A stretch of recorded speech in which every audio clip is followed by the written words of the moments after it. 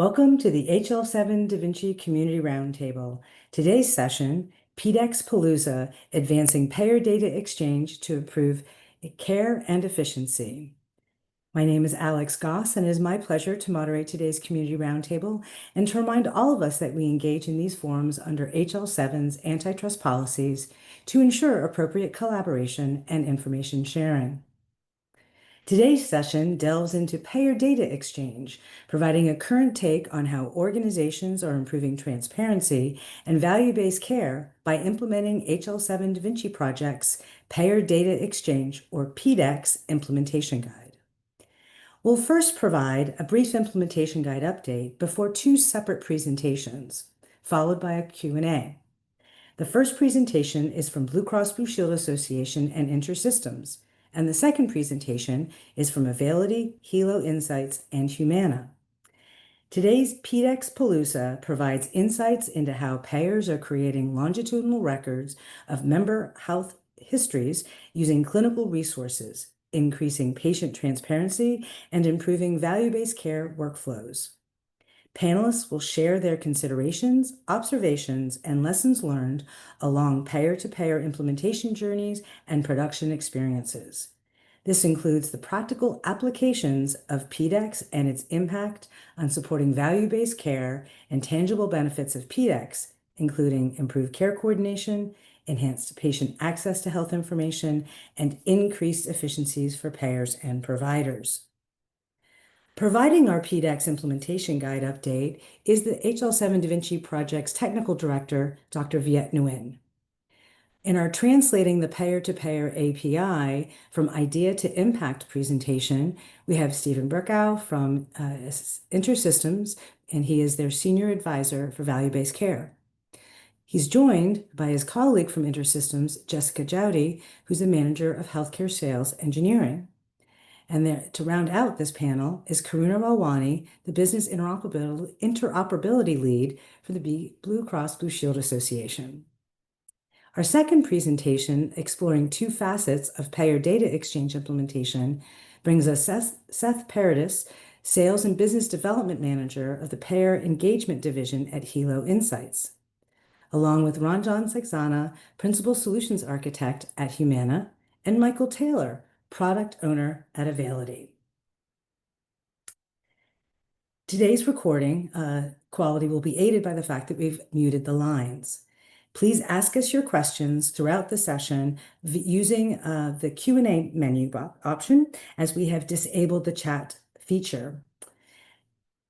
There will be a survey that launches at the end of the webinar, and we really appreciate you taking the few minutes it'll take to complete the 10 quick questions, as we take your feedback seriously and it helps us with future programming. For our community roundtable schedule, our next meeting is going to be June 25th at 4 p.m. Eastern. We'll be talking about the Clinical Advisory Council's Accelerating HL7 Da Vinci Project Adoption by Providers, and I'll be giving you a brief preview of that content today to tease you into attending the next session. Just as a highlight, we will be taking July off, so if you have summer plans, no worries, we won't be meeting in July. All of our events are recorded and posted to our video presentations page, and so you can follow up later and share this link, the recording link, with your colleagues should they have missed today's presentation or other community roundtables. I'd like to encourage folks to be aware of several industry and HL7 events that are coming up in the near future. AHIP is having their 2025 conference in Vegas, June 16th through the 18th. And there's the Weedy Summer Forum, August 5th through 6th in Chicago, Illinois. I do believe that's a hybrid event. For HL7 events, there's the 2025 CMS and HL7 Fire Connect-a-thon. This is an all-virtual event. Registration is open for the July 15th through 17th Connect-a-thon, which will also have some policy sessions, educational sessions. This coming fall, September 13th through the 19th, in Pittsburgh, Pennsylvania, there will be the 39th Annual Plenary Workgroup Meeting and HL7 Fire Connect-a-thon. We hope you'll really join us at that event. They're always fantastically educational and tremendous networking events, and you can learn a ton. As I noted, we'll be having a June 25th Community Roundtable highlighting Da Vinci's Clinical Advisory Council. And for some of you, you may not be familiar with the council. So let me give you a little bit of context related to this group. To keep the clinician care setting at the forefront, meaning that patient-provider interaction and related care delivery as our focal point, Da Vinci's structure includes a Clinical Advisory Council, or CAC. The Da Vinci Project Clinical Advisory Council's mission is to provide strategic clinical insight and guidance to the Da Vinci Steering Committee and the Project Management Office to ensure program outputs stay aligned with goals of reducing administrative burden, improving transparency, and simplifying access to and use of critical data in workflow for providers and payers to satisfy regulatory requirements and improve patient outcomes. Key to the Council's role is to ensure that pragmatism and real-world experience is applied to the priorities, strategies, and decision-making processes across Da Vinci's outputs. Starting last fall, the Clinical Advisory Council, or CAC, discussed implementation barriers facing providers and adoption strategies and considerations regarding how to accelerate adoption by providers. The insights and recommendation categories are shown here. I'm going to share a few little themes across the barriers and the adoption strategies as a teaser, so in hopes that you'll come back to learn more with our Clinical Advisory Council members in June, and also check out the paper that they've produced, which will be released, I believe, today or tomorrow. In regards to the barriers, I think we're all quite familiar with the few resources for us in the financial, human aspects and related competencies that are needed, especially for low-resourced organizations. At the crux of what we need to automate are the manual processes and workflows. The significant burden of prior authorization, including manual efforts and time for reviewing portals, are something that we can address by removing old technologies and manual workflows and using automation, and FHIR helps us get there. From an organizational readiness perspective, leaders have many things on their plates and many balls to keep their eyes on, and there's the typical adoption curve.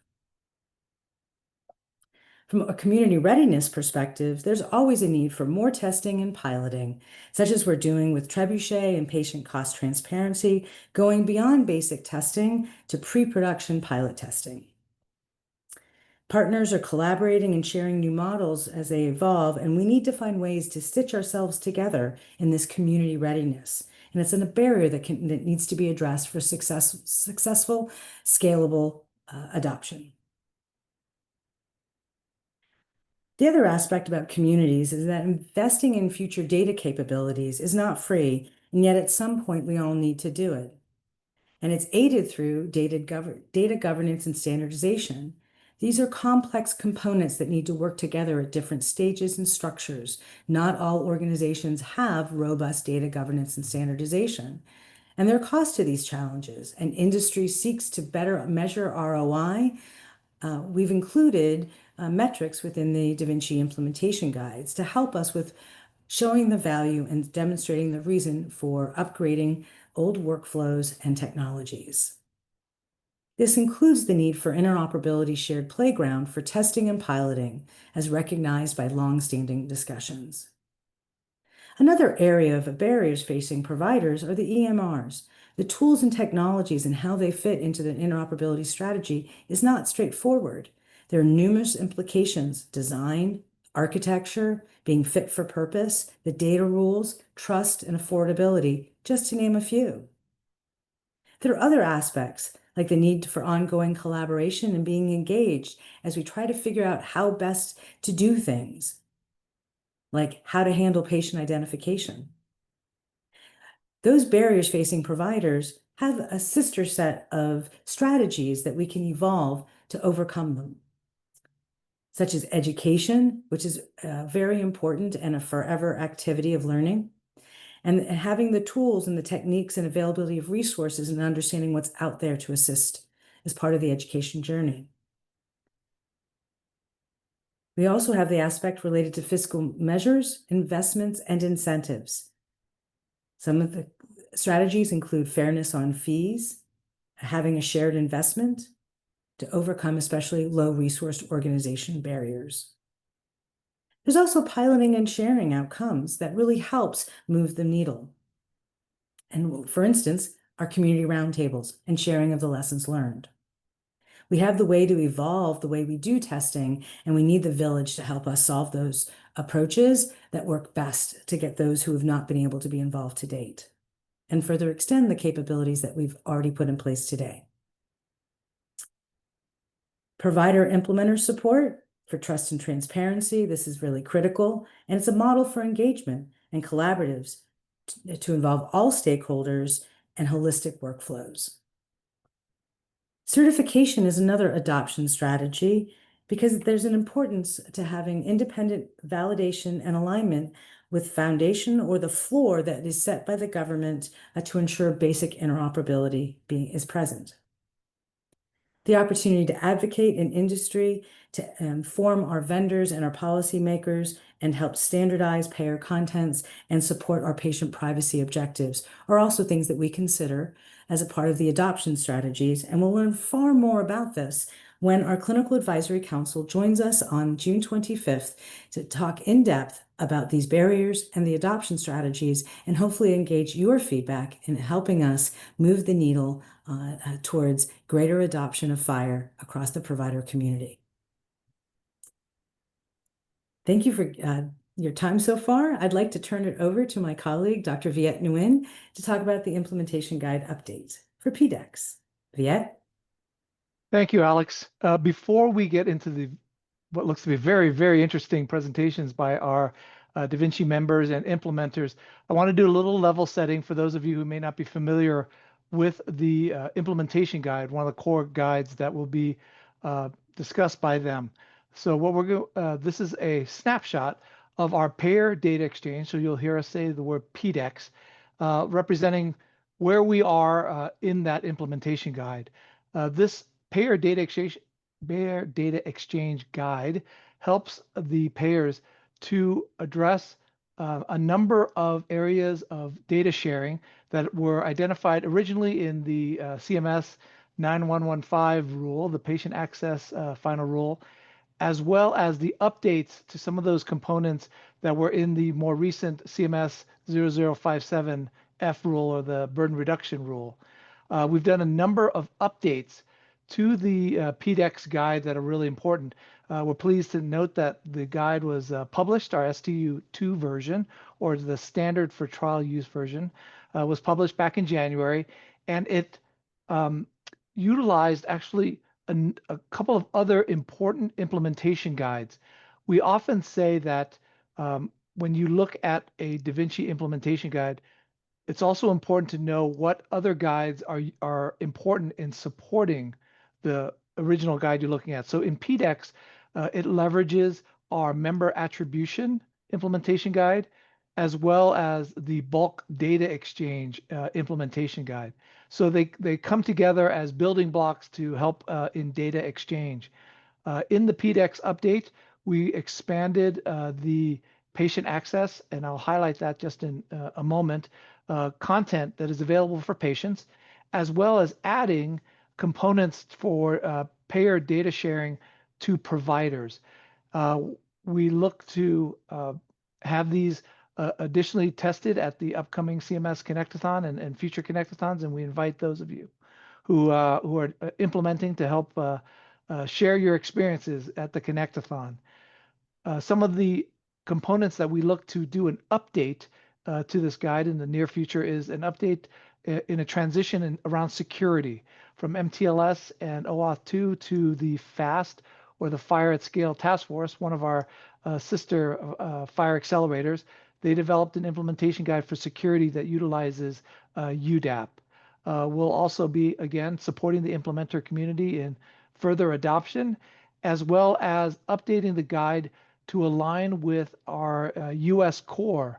For those who are not familiar, the US core is I'll say the FHIR representation of what is in the US core data for interoperability, a kind of the standards set by the ASTP ONC group, where we identify data classes and elements that we want to standardize across the US in order to make sure we improve on our data sharing and interoperability. So on the next slide, I wanted to highlight a couple of aspects of the payer data exchange. One is the update to the patient access API. So you'll hear this term patient access API. It's really a term that comes from the CMS rules. And so the patient access API lays out a number of specifications for data sharing by payers to patients. So that includes the Da Vinci formulary implementation guide, as well as the PlanNet implementation guide, as well as the Karen Blue Button guide. The PDex guide updated components to support the expanded patient access API to include prior authorization data.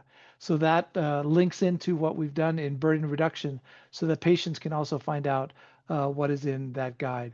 So that would be available via consumer apps that use OAuth and connect with payer systems, as well as payer member portals. This next slide is just to highlight something I think is really important, which is the provider access API. We know that as a provider, and having been a provider, that our patients are referred by us to other providers, but they may also be receiving care that we're not aware of. And so we have expanded the PDex guide to support the ability for payers to share information about care that may be known by the payer but unknown to a particular, say, a primary care provider. So that allows the provider to request using either an individual patient's member match information or a member attribution list, and get this data that may include clinical data that is based on FHIR, as well as data that has been transformed, claims data, into FHIR data resources. I think this is a powerful API and set of APIs to help providers be more aware of what is happening to their patients so that they can have a more complete picture of that care. So with that, I'd like to turn it back to Alex to introduce our first set of speakers and hear more about how they've implemented the payer data exchange. Thank you. Thank you, Viet. Appreciate that overview, and hopefully it provides a good context for everyone as we start to dive into our two presentations. First up, presentation is translating the payer-to-payer API from idea to impact. Looking forward to Stephen, Jess, and Karuna's presentation today. Hi, everybody. Whoops, can you go back? Oh, sorry. Unfortunately, we're all in different places, so Alex is going to be helping us advance our slides. I'm really excited to talk with you all about how to translate really what's been mandated in 0057 with regard to the payer-to-payer API into impact, in terms of really, I think, getting at the intent behind the mandates. And just by way of background, Viet did everything but the payer-to-payer. So the payer-to-payer API is really kind of a structure for payers to exchange data with each other. Real quick, by way of background, Jess and I are both from InterSystems. If you don't know us, we're a massive data management platform specializing in the integration of healthcare data from disparate sources.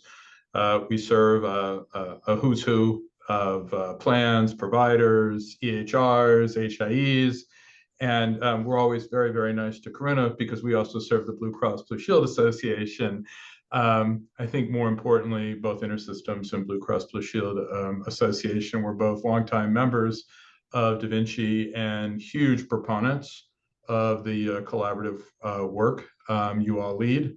I think it's essential to going forward. So Alex, I really want to thank you for the opportunity to share with the wider audience some of the lessons we've learned in terms of how to really leverage what's possible with the payer-to-payer impact. I think if you go to the next slide, the need for payer-to-payer data sharing is not new. It's definite. I just give a couple of quotes here on the left to summarize. Roughly 1/5 of Americans change their health plan coverage each year. And the problem is within the first 90 days, a lot of that information, there's huge lag. So think about patients with prescriptions, patients with chronic care conditions. All too often, there's kind of a spike in gaps in care, which can result in, a lot of people really suffering or avoidable care events. So it's a huge opportunity. It's not new. It's been there for a long time. Just a huge opportunity to get some win-wins in terms of better care, lower costs, truly advancing value-based care. Side note, there are provisions of the payer-to-payer API that also go to people who are dual eligibles in terms of participating in 2 plans to facilitate the transfer of information between both of your plans. But I really think it's a layup in terms of the impact we could have if we could enable that new plan to understand from the get-go what sort of care their new member needs. So the real question isn't why is this important, but you can see it up in the title. So what's different from 2020? And the reason why we say that is back in 2020, there was a call in a prior federal regulation, 9115, for payer-to-payer data sharing. But there are some advantages we really have this time around. So Alex, if you can just start clicking here, I'll tell you to click through here slowly. There is, just to put it shortly, there's just a lot more specificity and clarity in terms of the rules of the road, in terms of how to stand this up. So next bullet. Most importantly, it has been established by the government kind of how we're all going to communicate. So now we're going to do it through FHIR API. So we want to be modern, just like the travel industry, the finance industry. So there's a provision for the structure in place in terms of how that data is going to be shared between payers. Next bullet. Viet alluded to this. We have a language. So before we were going to talk, but it was unclear what language or dialect we were going to communicate into. Strongly recommended in the rule to do this via PDex, and virtually all the payers that we're working with are embracing this strong recommendation. Click through, let's just click through the last one in light of time. And the last provision is really important. Also that everybody's going to have to support bulk data access. And this is really important when you talk about payer-to-payer, because most of this churn, if you will, with members is happening during open season. So, there's a 3-month period or less, matter of weeks within the years, where the overwhelming share of this change in plan happens. So we need a way to do this en masse to communicate this information. We just don't have enough time in the day to do this one-off. So we have a much better start point this time round in terms of actually getting to the intent behind payer-to-payer data sharing. But let me be the first to acknowledge the collective experience of the plans we serve in the association. This is by no means a layup. And there's still some white space to close between kind of the provisions that are the rules of the road that have been put in place by CMS, the guidance provided by Vinci and the PDex implementation guide, and actually getting to better, lower cost care for new members within a plan. And if you go to the next slide, that's what we really want to go after today. So I'm going to turn it over to my colleague Jess in a second, and she's going to kind of go into some of the basic blocking and tackling that has to be built off of these rules and implementation guide. I'm going to come back and then talk about, okay, now that that data is flowing, what do you need to do to ensure you get to impact? And then Karuna is going to step in and discuss with you all what are the different opportunities for everybody to get involved, because this is definitely a collective effort. And with that, I will turn it over to Jess. Thanks, Stephen. We can advance to the next slide. Awesome. And go ahead and click through that. And you can do the other two as well. I forgot there's an animation on here.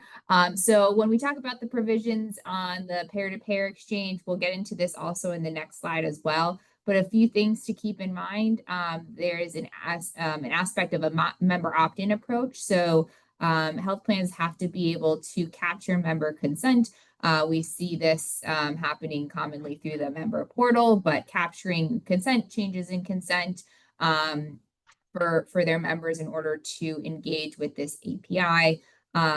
Health plans must also develop mechanisms for being able to identify coverage information for new members or members with concurrent coverage.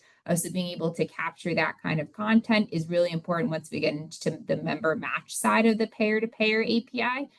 So there also needs to be strategies for capturing this information and being able to leverage it as part of this. And then finally, we get into kind of the information sharing and the information updates. So what we'll see in a couple of slides is when we talk about other access APIs, it's unidirectional from the perspective of the health plan, right? The health plan is sharing information to members, they're sharing information to providers. Payer-to-payer, it introduces a scenario where the health plan is now both actors, both the sharer and the recipient of information. So there are some kind of content that goes, or some considerations that come in mind as to if I'm a requesting health plan, how do I build this into my existing workflows and processes so that I'm kind of doing this in an automated fashion during that kind of open season time that Stephen mentioned. And then if I'm a requesting or responding health plan, how am I making sure I'm hitting the deadline for when I'm getting these responses out quickly? Because we do have, that interval that that data needs to be shared within. So on the next slide, we have some considerations to keep in mind for you. So basically with our payer-to-payer exchange, we have that same core content or core data domains that need to be shared with other health plans. So, I always think of the access APIs as kind of all sitting on top of this kind of fire structure of information that needs to be shared. Obviously, some additional information is excluded as part of the payer-to-payer exchange. We talked about the opt-in process, but some of the things we like to kind of throw out there when we're thinking about the payer-to-payer exchange, some considerations.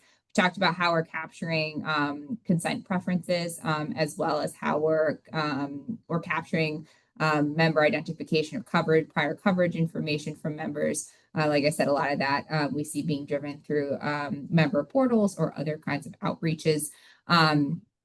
We talk about some processes to be put in place for fetching data or groups of information. So the payer-to-payer exchange, as Stephen mentioned, supports both the standard and bulk FHIR approach. So, we encourage health plans to consider, strategies for being able to work within both of those paradigms. Can I group things effectively so I can use the bulk FHIR module? Can I hook this up into pre-built processes so that I can automate this kind of retrieval process of grabbing this information from other health plans? One of the main key considerations we really want folks to think about is being able to work with the information that comes back from being a requesting health plan for information from another health plan and making use of that data. Once that information becomes available to that health plan, that data needs to be reconciled with other information that's known about that member. And so it kind of introduces this concept of a longitudinal care record for a member, in the sense that we're slowly grabbing and developing more and more information about this member. It kind of grows out this need to kind of harmonize that into one cohesive view of that person. And while it's not explicitly stated in the regulation, it definitely hints at that need, especially with the fact that that information also needs to be shared should another health plan request that information from you. On the next slide, I always say a picture's worth 1,000 words. I tried to draw out a little bit of what these two interactions are. So we have our kind of plan A, plan B, being the requesting and the responding health plan. So really, when we think of the requirements on the requesting health plan perspective and kind of putting these modules together, it's important that we have some kind of triggering event so that this becomes an automated process that's built into existing workflows. We have our member identity management or poll that we're getting that additional information from our new or concurrent member to be able to use as part of the member match process. We have a endpoint registry, so we know where to send these requests to, depending on who the prior health plan was or what the concurrent health plan is. And then we have this FHIR data repository, because at the end of the day, as my requesting health plan, I do my initial member match request. I'll do my data export, get my information back as FHIR. That information needs to make its way into my FHIR data repository and be able to be harmonized with the other information that I might know about my member. When we think about this from the perspective of like InterSystems solutions or technologies, we see all of these we see this being very modular in nature. So there can be a lot of different actors that play roles in this process. And so that's kind of what makes the pair-to-pair exchange so interesting is, there are a lot of kind of moving pieces as far as, where's this information coming from? What kind of, technology am I interacting with to make this happen? But having a trigger, having a PDex client that's kind of doing that orchestration, having a repository to be able to kind of maintain that information that comes back from the responding health plan is important. In the next slide, we see the converse of that. So as the responding health plan, we're really responsible for doing that member match process. So we're not responsible for capturing the consent piece that's on the requesting health plan, but we do have to do the member match based on the information that was provided by the requesting health plan. That would be information that was captured from the member. And then we have to be able to do the actual data export, supporting both standard and bulk FHIR processes. So that would require kind of your standard interactions with your FHIR repository supporting PDex. So on plan B or the responding health plan perspective, the orchestration is a little simpler, right? There's assumptions that consent's already in place, that you have the appropriate information that you're using as kind of your key to this information. But we are responsible for doing that package and delivery of that information in a timely fashion. So that's kind of a high level of how this process works. I'll turn it back over to Stephen to kind of talk about what the ramifications and some of the value that comes out of working with these APIs are. So now we kind of start to get beyond the regulation, and we even start to get beyond the implementation guide. And I think this is what, as we're working with plans, as one plan said to me, well, it's great, I got all the data flowing. Now I have more data, but I don't have insight. And anytime you start to get more data, this is kind of a pretty vanilla process flow you have to go through to go from, okay, moving from the data sharing to actually being able to leverage that data to drive insight, inform care, close care gaps, and whatnot. And what we're doing with plans is we're increasingly encouraging or working with them to ensure that y'all are thinking about this as you're also kind of doing all the stuff Jess was just running through to ensure that you're building out kind of the necessary capabilities to comply with the rule, right? We don't want just compliance. We actually want to ensure that as members move from plan to plan, they don't experience gaps in care because the information hasn't flowed with them yet. So what I'm going to just run through this, and I'm going to contextualize as I go, this ladder, if you will, for things you need to think about to ensure you actually drive to impact with leveraging the payer-to-payer API. So first of all, we wrote data parsing here. Data parsing is a little bit less of a challenge because when it's going through the payer-to-payer API, suddenly we're in a FHIR-based world. But in that next step, it is important to, so you've got FHIR, you're already down to the element level. You're not locked into some larger document. Though, side note, under payer-to-payer, unstructured data pursuant to prior authorization requests should also flow. So you're going to still have some of that challenge. But most importantly here, that Jess was talking about member matching between Plan A and Plan B. But as that data flows in, you still need to think about what am I doing to match the data that's coming in with how that member is represented in all my various backend and care management systems. So that challenge continues to manifest even once the data comes in. How am I pairing it with all the data that I have on that member or will have on that member in other systems? The next step is also really important. Data transformation, Now you might be saying, well, why is this a challenge here? Everything's in fire. I think what people have to recognize is that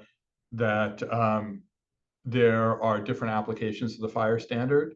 So all too often what we're finding is there still needs some harmonization. You still need to sometimes move the data that came in to a canonical format of fire, and then normalize it with kind of how you are using fire. So just don't lose sight of that. We're just a lot closer to kind of one source of truth here, but there still typically needs to be some harmonization because different organizations are deploying the fire standard somewhat differently. And then the other thing is if we're actually driving to insight, many of the plans that we work with, their care management systems, basically the systems into which, the care management systems into which this data needs to flow to actually trigger provider action or to notify providers, that's often in other standards. So even though it might be coming to you in fire, you might have to transform it to some other standard to get that data, or hopefully that insight at this point, into the appropriate places to trigger action to ensure we've pulled forward the requisite care for the patient or the member. So just a couple more slides real quick. One of the things that we're increasingly talking and working with members on is to really pull forward this discussion, and Jess alluded to this, of where are you putting this information? Where is it going? So I'm using the same term she used, which is a longitudinal health record. And if we're really driving to impact, now we start to really get almost hopefully supersize our impact if we do this right, because we're thinking beyond not just that first 90 days, but really leveraging this information to fuel other use cases. So I've put just a litany of things at the top in terms of the value-based care use cases that we're trying to support for the plans and that we work with. But also keep in mind that payer-to-payer is now not the only API that in effect CMS is saying information must be available to the plan. It's also, and Viet alluded to PDex too, we're increasingly going to have more digital information coming to the plan in support of prior auth requests. So we want all this to flow into one harmonized, normalized environment. So not only can you have additional information helping with your new members, but collectively all that information comes in and it can fuel a litany of use cases. Again, hopefully you can see where we're going here. We are constantly working with plans to think about, let's be sure that we maximize the ROI on every API that we are supporting, whether we can do it right up front or we just want to ensure that our blueprint is set up so over time we're going to get more and more value and more impact from what we created. So I think it's one of the challenges that we have in the industry, at least we're running into when I go in and I start sitting down with people to talk about where are you putting this data as it comes in. There's a whole litany of terms that gets used. So I'll hear data mart, I'll hear data lake, I'll hear CDR, and I'll also hear LHR, longitudinal health record. And I think we have to start to be more specific with these things. We use them as synonyms. So they're not, but instead of getting into like a deep end conversation about different terms today, let me just call out, I think, some of the key capabilities that you want in whatever you call it. So next slide. Alex, next slide.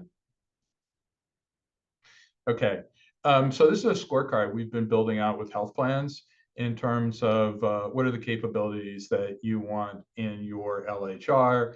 And it's also a really good way to get our own customers to hold us accountable for what we've agreed is most important. I'm not going to go through these line by line. I'm just going to call out a few of them. So starting on the left, if you go down to that second bullet, it's important. So ETL, extract, transform, and load. I'm just using kind of a structure or buckets that everybody is familiar with, but on the extract thing, it's not just ensuring that your LHR can ingest data in any language or protocol, but also modality. We've already talked about the fact that specifically with regard to payer, it's very, very important that you be able to ingest in bulk, but also more broadly, there's going to be push versus pull, there's going to be real-time versus batch. You're going to want to be able to do all of that. And then the other thing is you really want to automate that kind of upfront evaluation of what's missing. It is really just exhaustive and ineffective to pull in all this data and then suddenly realize that you were missing key aspects or things that you don't understand. So you want to be sure that you can automate in effect a once over as things are coming in. So if there's missing data or elements that you need to get up front to unlock the value of what you're getting, you can front load that. With regard to transform, I've already alluded to it. I just want everybody to focus on harmonize versus normalize. Again, here's an issue where we often use these terms synonymously. When you're thinking about the capabilities of your LHR, it's very important to separate these two. So harmonization is the process of transforming kind of something in a standard into the canonical version of that same standard. And then I define normalization as the translation from that canonical format into a different format. And basically your LHR needs to do both, sometimes to ingest, sometimes to send the data out. And then the last one I just want to call your attention to is a few things on the load. You want to be sure that your LHR has some no or low code tools for authoring business rules. And again, really trying to drive towards impact. We want to be sure that we don't just get the information in, but that we have that information set up and you have the appropriate tools so that you can use that information. We don't want to just push a morass of information out to other people, especially providers. We want to be able to have the tools to readily write those if-then statements so we can push the right information to the right provider to front load the care.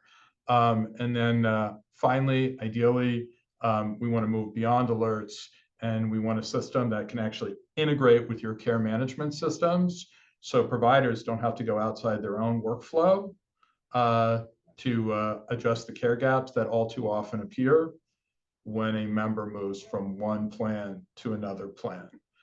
So, and with that, I'm going to turn it over to Karuna to talk a little bit more broadly in terms of opportunities to collaborate on all this stuff. Thanks, Stephen and Jess. Hi, everyone. I'm here today to share a little bit more about what we are seeing across our Blue Cross plans, as well as within the industry to support payer-to-payer implementer needs. So as Stephen and Jess shared, a lot of work has been done to establish the capabilities for what payers will be expected to build and deliver over the coming years. And plans are very much in the planning and strategizing stages, with some plans further along with testing and development for all the APIs, including payer-to-payer. So unlike prior auth and provider access, which are brand new, as Stephen mentioned, some plans do have infrastructure from the original CMS 9115 rule that they're working to update for the new 0057 specifications, while others are starting from scratch. So that includes updating the technology itself, which we've heard quite a bit from InterSystems, and we'll hear more in the next presentation about all the capabilities that the plans are expected to implement. So what they're doing currently, they are testing the standards, some of the PDex functionalities that we heard about, the member match capabilities for both single and bulk member match at the Connectathons and through testing platforms like Aegis, Touchstone, or Nacural, which is a EHR simulator. So we are seeing folks kind of diving in, and also to kind of work on developing not only the standards and getting a grasp of how those operate, but also developing and updating new infrastructure and processes. So both developing new ones as well as updating legacy capabilities. So as we heard, these APIs, the peer-to-peer is not entirely isolated. And payers will need to integrate that prior auth data. And there's some overlap with the different CMS 0057 APIs, as well as beyond and into their back-end systems that are really a function of the harmonization and normalization we learned about. And beyond that, plans are updating their legacy capabilities to kind of meet this new world expectation. So plans do have consent management systems already. So how will that data be updated, shared, and maintained in this new peer-to-peer world? These types of enhancements involve more than just technology and involve updating the business processes, as well as really honing in on developing effective member education. So plans are enhancing their processes while navigating expectations. So great that we have a lot more specificity compared to the first rule. Some things that folks are still kind of working through. So we talked a little bit about managing the consent for opt-in.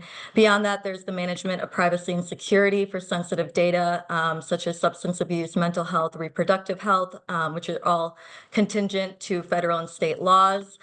Plans are determining how they will share both structured and unstructured data, since peer-to-peer also requires payers to share data that supports the prior auth decisions, which can include unstructured data. So we are seeing that there are size limitations with some of the API gateways, which is something that plans have familiarity with from dealing with CCDs, but just another example of some of the scalability and implementation issues that plans are navigating.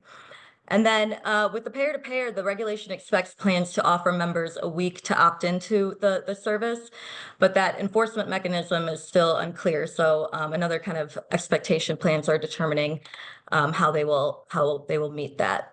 And then, of course, the question of the endpoint directory and the need for standard accepted unique payer ID to support endpoint discovery that we know the industry is working through in various contexts.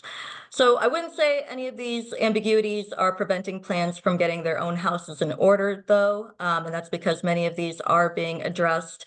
And I think we even see mention of them in the latest CMS RFI. And more so, beyond the regulation, plans are seeing a huge opportunity with the payer-to-payer API that Stephen and Jess touched on. So the longitudinal record that was described really allows payers to build trust through transparency with both members and providers. Between payers and our members, it allows for the visibility into justifications for why the interventions are being recommended to make sure that they're both meaningful and valid.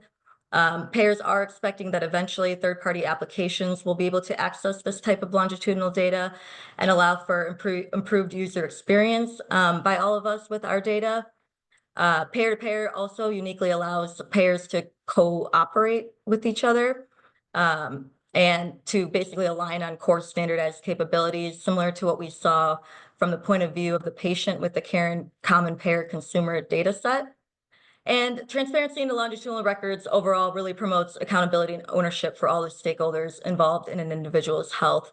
And so we really, as payers, are bought into the potential to really reduce redundancy and waste and accelerate the transition from reactive to proactive care that payer really has the potential to enable. So next slide, please. So while there's still a lot to figure out that we've heard of today, the good news is that there are folks across the ecosystem that are collaboratively working to address some of the roadblocks and ambiguities that we've discussed and to develop best practices. So one of these organizations is the Sequoia Project, which has launched an Interoperability Matters Payer-to-Payer Implementation Work Group. So you can see some of the framework items that they're focused on, and they recently launched a review that uncovers the operational complexities of enabling access to health information and individual privacy preferences. So It presents a case for more granular consent mechanisms that give individuals more control over their data while allowing healthcare organizations to build trust and support appropriate sharing of information. So the process for obtaining and electronically sharing consent in a computable format is not yet standardized, despite being expected in the regulation. So the Sequoia Project group here is initially focused on computable consent and also data segmentation for privacy to be able to parse that sensitive data appropriately. Next slide, please. And then my last slide here is just want to touch on Trebuchet, which I know Alex mentioned in the beginning through her updates, which is another organization that's working to navigate implementation needs for the 0057 APIs.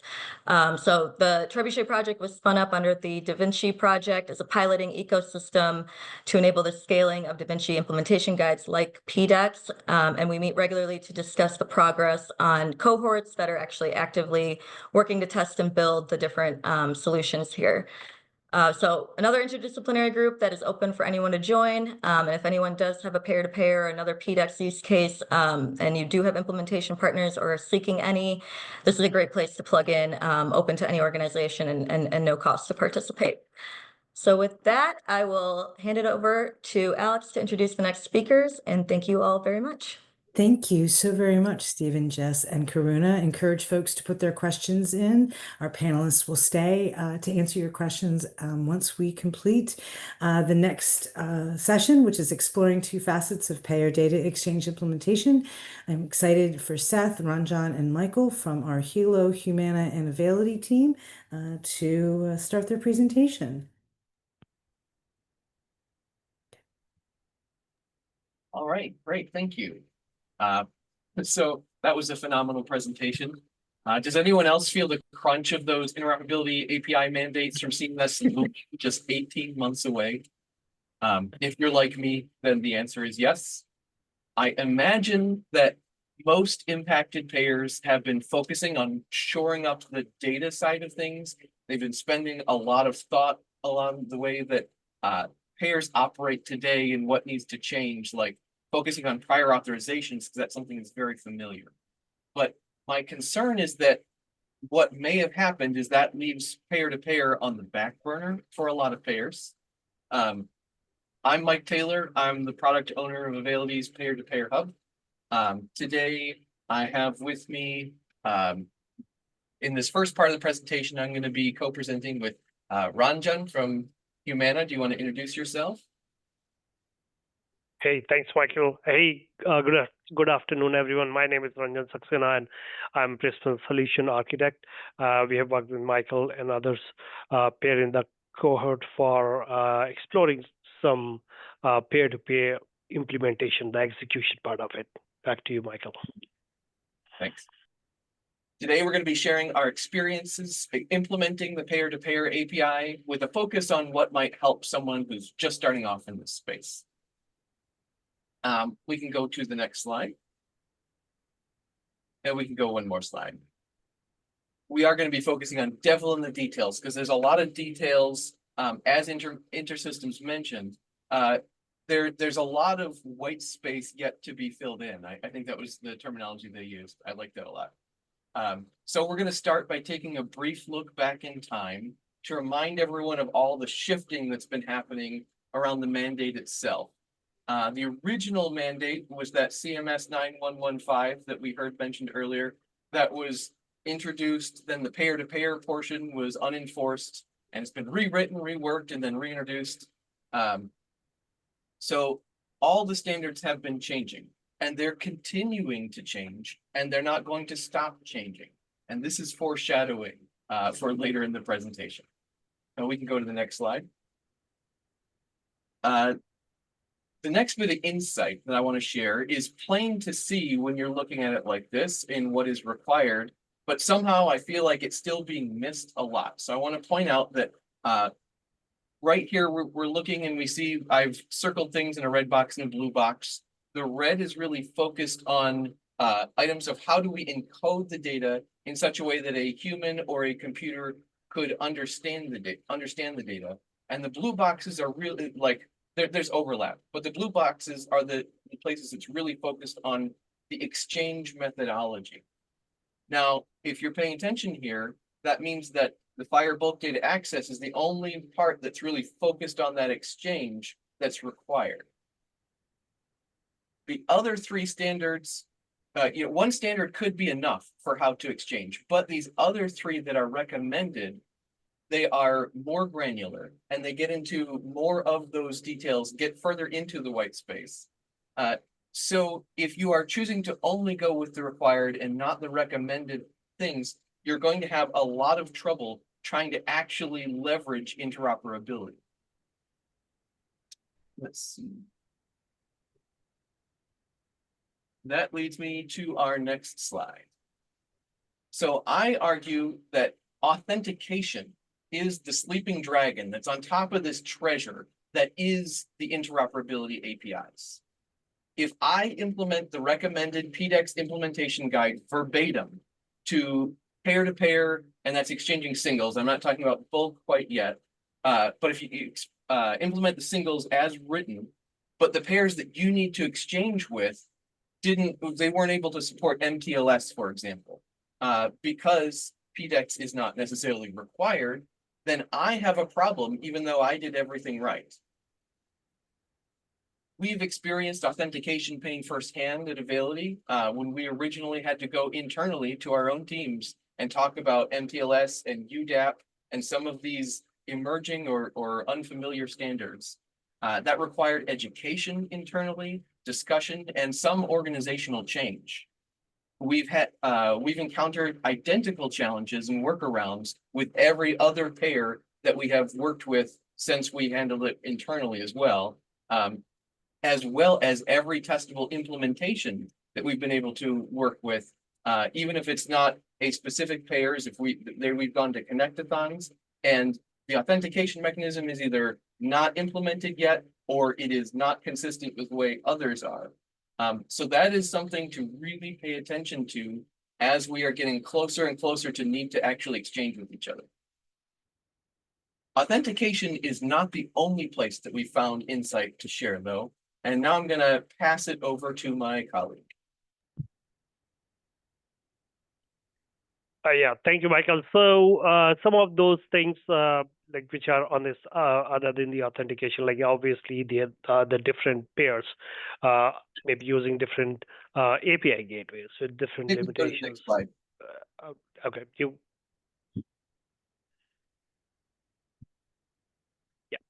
So I'll continue on that one.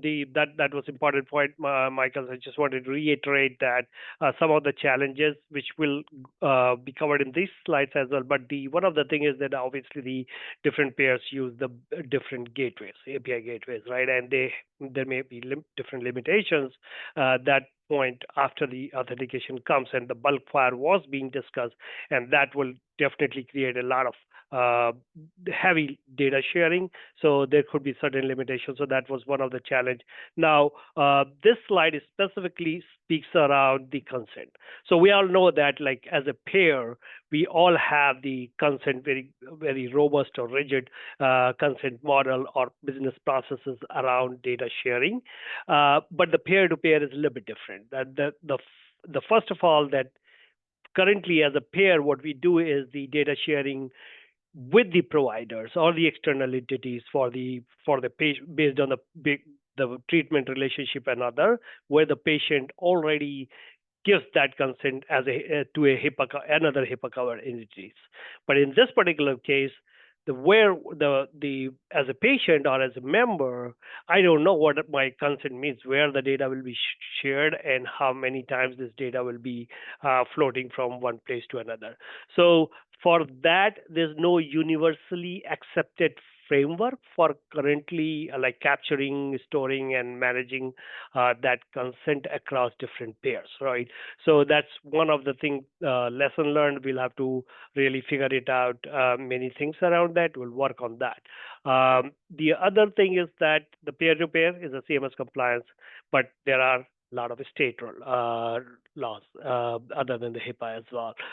So the pair must have to navigate through those complex landscape where consent requirements vary by jurisdiction, right? So maybe the CMS say, well, okay, you share everything, but for a particular market or particular state where the member or patient belongs to, there may be certain prohibition for that state. So that is a tricky scenario. So we are trying to, as a pair, we are trying to work on that. Legal and others are figuring out how to resolve that. Educating members on consent and data use, and that is a very, very important point, because usually when we go to a doctor visit or we enroll ourselves to a pair, general understanding of the consent is there, that yeah, my data will be used for the for care management. In this case also, ultimately the data will be going to be used for the pair management, the care management. But at the time of enrollment, if I'm not sure if all my health information from the other pair should be transferring to the new pair, and I'll be that ready on the day one. So there is a lot of education, not only by talking, but obviously publishing that kind of information in those peer portals, so that, or even at the time of enrollment or onboarding, educate in a way so that I just don't say, no, I don't want to share, right, and move on. That will actually impact them, and then we'll have to actually educate the patient so that they always are ready to say, yes, please get my data from the other pair and use it. And then the technology and infrastructure barrier, that is my first point, which I picked it from Michael's side. A lot of things, like the different gateways. There are different implementations, like Michael was alluding to, one like the different implementation of the MTLS or the PDex, because PDex does not need it. Even like the this is still like a lot of payers are using like SFTP or FTP kind of the solutions. So those will be kind of challenges when we really go into the field and start playing or start executing. Like the way it was earlier mentioning, that there is paper, there are IGs that we are in Da Vinci, we are working, considering all those challenges and changing those IGs to accommodate those kind of variations and put a standard. But obviously, it's a long road to go, like, because peer-to-peer is new for everyone. Next slide, please. Yeah, and this is the exchange modalities, and obviously bulk everything, single everything, and specifying resources. That's PDex implementation is there, but I don't think that as a pair, like everyone is implemented that from that perspective, from an openness perspective or CMS patient access API perspective. So those will be there. Next slide, please. And then some other challenges which are beyond exchange or modalities or the consent or the technology. Some of the challenges like patient matching and identity verification. I think the guides are addressing those, like what should be the patient matching model, but it's still like two different John Doe in the same zip code and same prior pair. How to, I mean, if they don't provide the sufficient information, then how to match them, right? There's a possibility to sharing the wrong data, but like, I mean, obviously some of these are the challenges, not saying that it cannot be overcome, but we have to learn many things across pairs.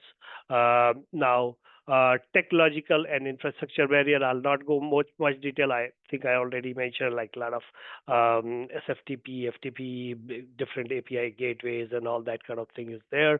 Data quality and interoperability challenges, that's a very, very important, because like the FHIR-based standardization is relatively new. I mean, we have the legacy data from like 15, 20 years, and some of those data elements are still sitting in our legacy system. There's no standardization is being done using the standard codes and all.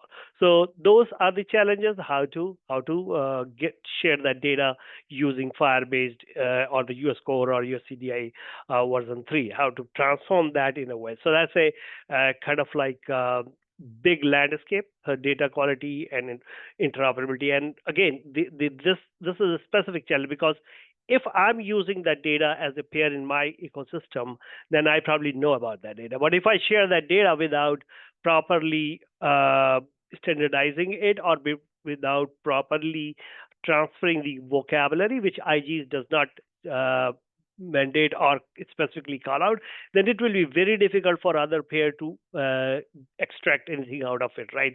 So that's a big challenge. We'll overcome on that. And then the last one is the data privacy, security, and compliance risk. Definitely, as I mentioned, the state compliances and some of the some of the compliances around the specific needs people, right? The behavioral health issues and those kind of things, whether that data needs to be shared or should be shared. State may have a different mandate, and some of the governing bodies within the state around those may have different mandate. So some of those challenges are there around the data privacy and security and compliance. It all goes back to that same thing, like the patient will have to be comfortable whenever they are changing their pair. All right, they should be easily saying, yeah, please share my data. But if their trust is not there, then they will be hesitating in that. So I think that all those things will need to be learned, and being the patient, which is the core of the ecosystem, needs to be educated and mentored properly so that we can have their data across the different pairs and use for the care management, many other things. Next slide, please.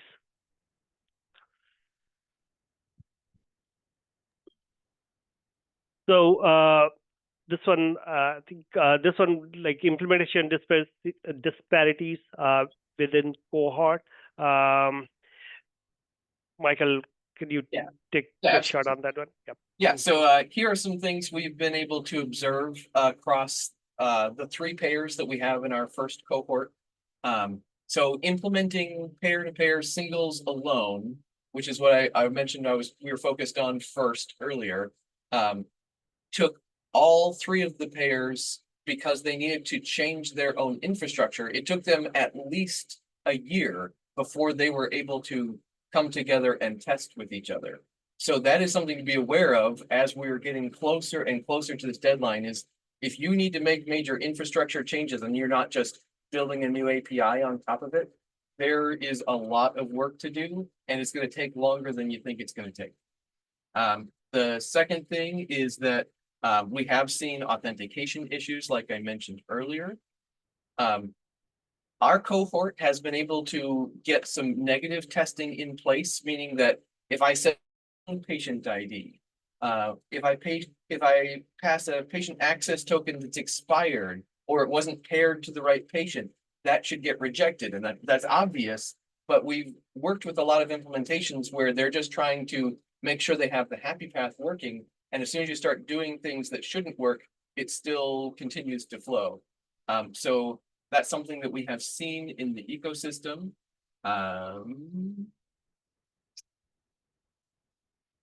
Yeah, I think that about covers this slide. We can go to the next one. All right, so I'm going to give a real quick conclusion before I pass it over to Seth. We do see the industry making major progress, and this Da Vinci group has been the forefront of that progress. So if you're looking for some way to make to get up to speed, this is the group right here.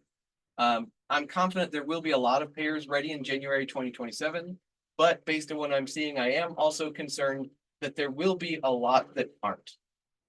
So just make sure that you are planning ahead. Thanks for your time today, and now I'd like to. Seth, are you ready? I think I actually lost my speakers, so I'm not gonna be able to hear you guys, but I'll just kind of go with it, as long as you guys can hear me. So my name's Seth Paradise. I'm on the business development side of Healow Insights.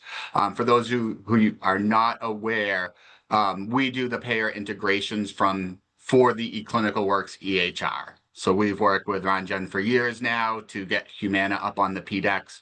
And I think really what our goal here is to all those slides you saw earlier, all those challenges, once you're able to surpass those challenges, that data can now become available at the point of care.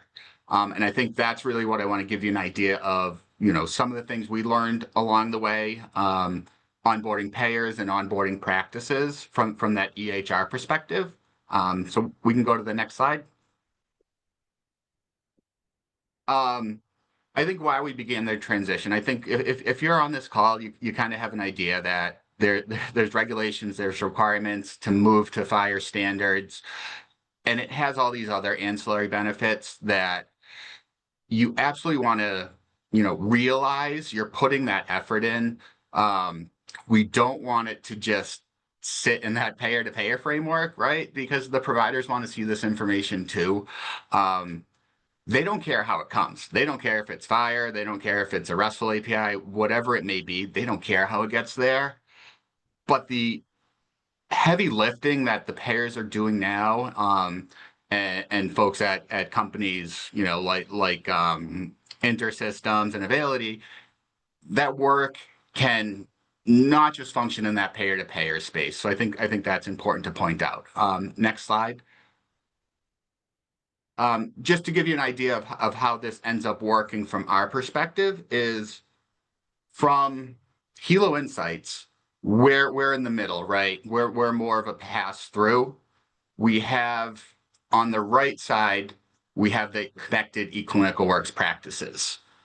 So this is more of that hub and spoke model where that PDex endpoint, that number 2, only needs to connect to our cloud, and we're able to either find that member or send that pull request to the payer from every ECW database that is connected. That greatly simplifies things, and it really does allow us to, speed up on the implementation timelines. One of the lessons learned in this, I think when we first started this with Humana, way back when it was a RESTful API, we had the idea that, hey, we'll get a consent from every practice to say, yep, I want to share data with Humana. I want to share data with Centene. We quickly realized that is untenable, so we went to more of a global consent model. In fact, for the new practices joining eClinicalWorks for the past 2 years, they're already opted into the Healow Insights Data Exchange, so they get onboarded automatically. Next slide. I can talk a little bit more about that here. Yeah. So kind of where we started with Humana, we had pilots in 2018. In 2023, with this custom RESTful API, we had about 350 practices. In 2023, we started that pilot PDex. So really, it's flipping a switch within our cloud that we're able to start adding these practices.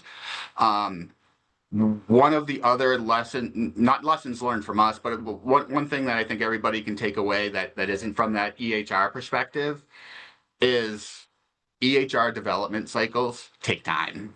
There are a lot of steps to go through. I used to be on the product side, and it's a frustrating business because you want to get things in there for your payer customers, for the practices, but there's a lot of processes, whether it's patient safety, compliance. Every development item needs to get through all of these steps, and it takes time for these ONC certified EHRs. So I think everybody should be aware of that as they engage with EHRs. After the pilot phase, we actually presented a similar session back at HIMSS, and that 2025 practice number I think was around 2,500. So since HIMSS up until now, we've been able to onboard 7,500 practices.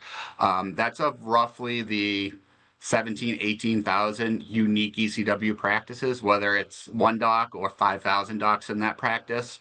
From a Healow consent perspective, we have about 85% of the practices already working with us, whether it's a unidirectional, kind of getting just that outbound data. We haven't crossed that bidirectional threshold yet. But I would expect, if we do this presentation again next year, I would expect that number of practices to probably be, 12 to 14,000 because of this hub and spoke architecture. As long as they're on the proper versions, we don't charge for the upgrades on the ECW side, and it's the majority are cloud-based. So it is easy to kind of get those updates out to these practices so they can see this data at the point of care, whether it's the gaps in care, suspect conditions, risk adjustable coding, and just the general history of the members of their patients from the member perspective of the payers. Next slide.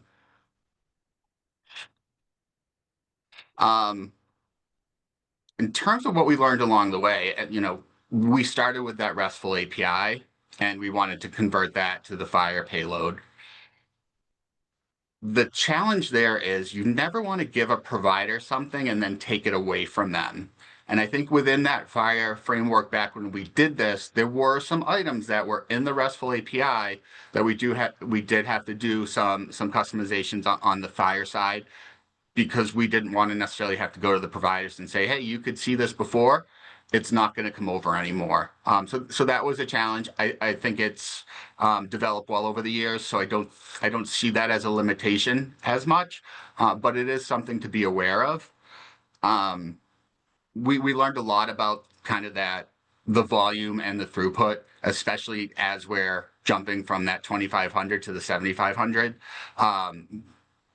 Earlier on, it was more challenging. I think it was probably more challenging moving from the 10 to the 100 than it was from the 2500 to the 7500 because of us learning and our payers learning as well for, are they sourcing this data from multiple tables on their side, or is it in their FHIR backend architecture?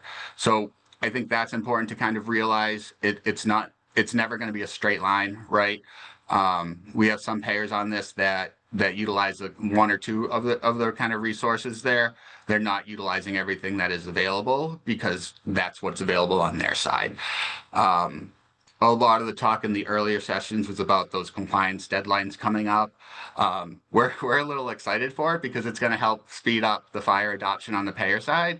So as we're having these calls with payers about, capitalizing on the bidirectional exchange, it isn't going to be a question of, hey, are you FHIR ready? Have you started that yet? I would say most of the time the answer is we're struggling a little, not struggling, but they're not necessarily pushing full force at this time, but they realize they need to. So I think all these items will help get more of this point of care data to the providers. Next slide. So where we're going from here, so we're working with some of our payers to look at more of the bulk FHIR APIs. Our current model is more of a pull model where, hey, a patient has an appointment. We're going to request it 2 days before so pre-visit planning can take place. What are those unclosed gaps? What's outstanding? What are the suspect conditions?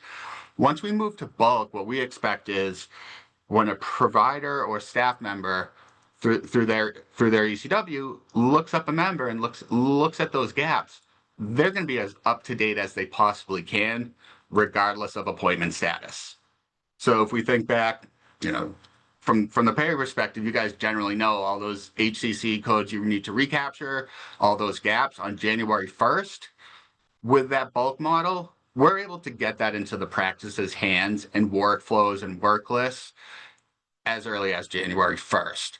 So they have the entire year to work to get practices in, patients in through campaigns and other outreach methods, as opposed to waiting for that appointment to be booked to make that request. We're also now working in other EHRs through the Smart on FHIR framework. So I think we're in 4 or 5 of the ONC certified EHRs right now. What that means kind of from the payer perspective is that same connection they have to us doesn't need to change. We're able to utilize the frameworks within FHIR to source that same data to any EHR that's capable of supporting Smart on FHIR. So hopefully, for a lot of the smaller, more regional plans, this will be helpful as opposed to necessarily having to, talk to every EHR out there. There are still a lot out there. I think we all realize the breadth are with, a handful. So we want them to be able to focus and be confident that the effort they're putting in can actually get to that point of care. We're excited to hear some kind of rumblings with NCQA on DEQM and FHIR-based data, because I think that's a big gap from our perspective. Providing data to the providers, acting on it, providing data back to the payers. It's not always in a way, method or format that is acceptable within NCQA. So we're hoping we see a lot of movement on this in future years. And lastly, I think just where these FHIR capabilities get us. We'll be going live with CNS 57 full round trip burden reduction in the coming days with some pilots. We've learned as we've done each of these implementations, right? So they each end up becoming a little bit easier, or a few less surprises, I would say, right? So I think that's important to realize. The effort doesn't just sit where it is, right? You can expand this through a lot of different avenues. And from my kind of the ECW perspective, the providers very much appreciate it. None of their scores for whether risk or quality have gone down if they've implemented it. So we're very proud of that stat. I would say one of their only complaints is we want all our payers on, right? So I think that's something everybody's kind of used to hearing, and I think it's just a matter of as these deadlines approach, more capabilities will exist among payers, and it'll be more of the expectation that a provider doesn't have to look at their patient they're seeing and say, okay, they have this insurance. Does this have member data coming in from the payer, or this one? I think we'll be there in a few years where they don't have to consider that. They'll click that button and they'll see that data from any payer perspective there. I think this is my last slide, Leslie. It sure It is. Right. Yeah, awesome. I still can hear you. I'm going to jump off and jump back on quick. Okay, yeah, well, fantastic job considering you couldn't get any feedback on that. So really tremendous presentations here today. I want to encourage folks to put any more questions they may have in the chat box or the Q&A box. We have just 5 minutes left of the webinar.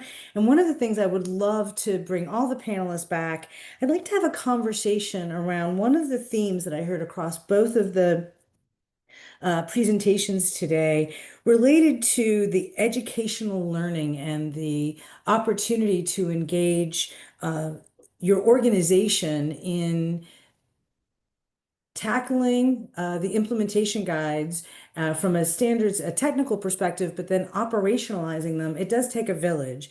And one of the things that I've heard here today, as well as in other parts of my industry efforts, is the challenge of getting large organizations, even smaller ones, to really understand what the opportunity was and the transformation that could take place through more automation. So I'm curious if you'd want to talk about the tips that you've learned along the way or the experiences that you had in how to approach your colleagues within your organization that may work in other areas, because you're tackling, member collateral, operational workflows, compliance, technical issues, gateway, authorization issues.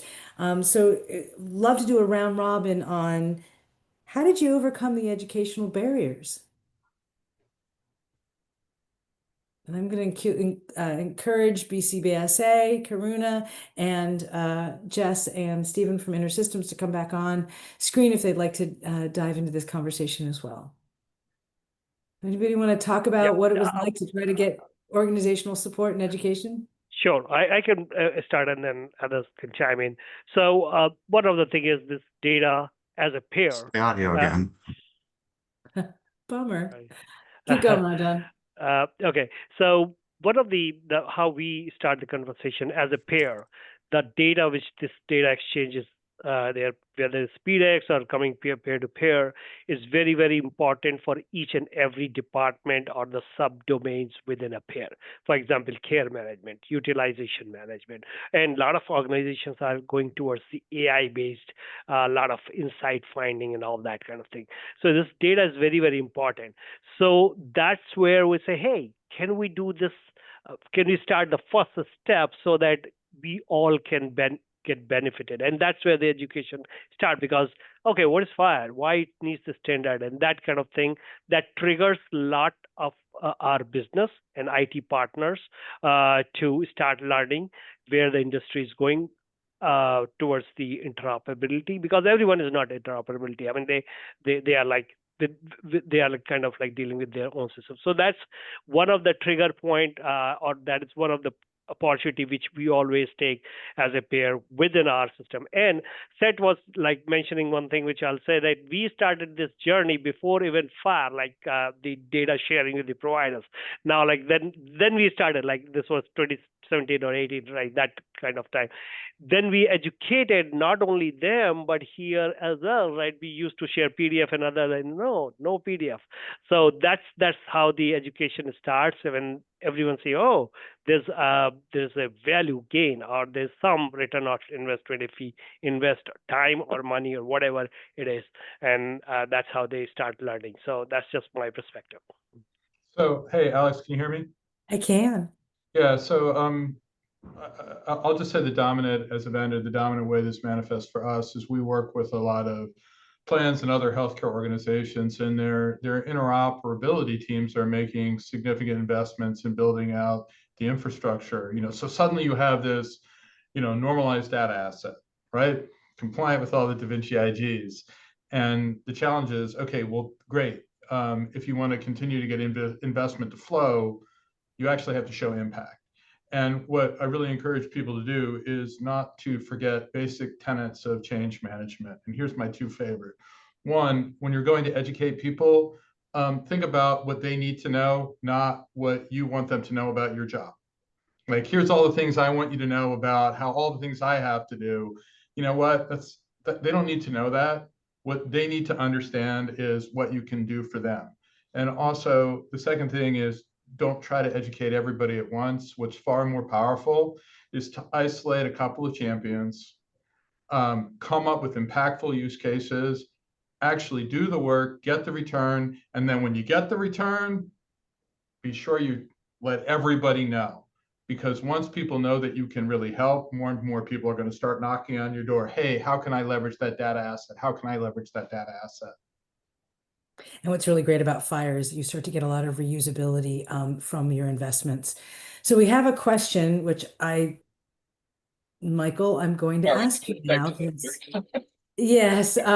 So there was a question that came in around the assumption, whether this was correct or not, that the member owns the longitudinal health record and consents to the exchange of the longitudinal health record and enables third-party apps to read and write information to key documents, such as a patient-owned care plan written to the longitudinal record. So I'm going to stop there because, Michael, I know you already started to respond to this question. So why don't you go ahead and share your perspectives on this, and then if others want to weigh in, and then we'll call it a day because we're at the bottom of the hour. Sure. So what I was saying is that the mandate from CMS for these API is really more about giving the patient, the provider, and other payers access to retrieve that data. And once they've retrieved it, it's theirs on their end, but it's not necessarily oriented on payers making a change or making a change in the payer system. That said, it's really much more about consenting to share that data across payers. No one's going to go back and write into somebody else's system. That payer that receives it then chooses where they're going to write it and how they're going to have it available for the 5 years, because everyone's going to have to port it forward for the EHI data flowing.